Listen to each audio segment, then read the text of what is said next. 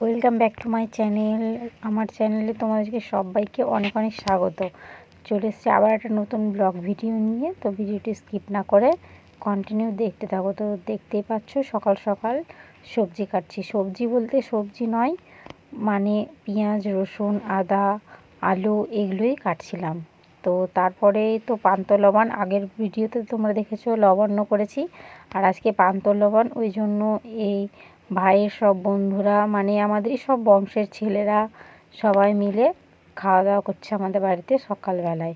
তো তোমাদের দাদা পরিবেশন করছিল, আর পুজোর হচ্ছে চিরা খই দই। তো ওই জন্য খই দই পুজো নিয়ে আসার পর আর এসছে আমার মা আর বাবা। তো তোমাদেরকে একটা সারপ্রাইজ দিলাম, কারণ আমিও সারপ্রাইজ হয়ে গেছি, কারণ কাল রাতেই মা বললো যে আসবো। অনেকবার বলার পর আসবো না করার পর হঠাৎ করে মা বললো ঠিক আছে তাহলে যাব।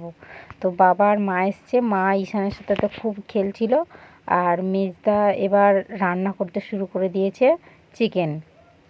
তো মাংস রান্না হবে, ওই জন্য মশলা কষছে, পেঁয়াজটা আগে দিয়ে দিয়েছে। আর মাছ অনেক ধরেছিল আমাদের পুকুরে, ওই জন্য মাছ ভাজা করেছি আর মাছ দিয়ে টক, কারণ মাছের ঝোল করিনি।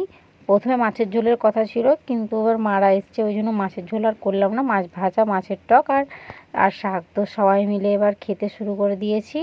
তো তোমাদের দাদাদের আগে খাওয়া হয়ে গেছে, তারপরে আমরা শেষে বসেছিলাম, কারণ মেয়েরা একটু গল্প না করলে খাওয়া হয় না। ওই জন্য সবাই মিলে, আমার ননদ, মা, বাবা সবাই একসাথে বসে গেছিলাম শেষে।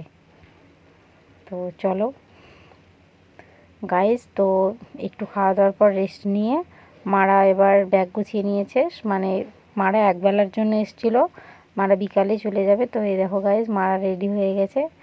তো এই দেখো গাইস, বাবা আর মা মোটরসাইকেলে উঠে গেছে। তো গাইস, তো মারা চলে যাচ্ছে বাড়ি। তো এখানে আমার ভিডিওটি শেষ করলাম। সবাইকে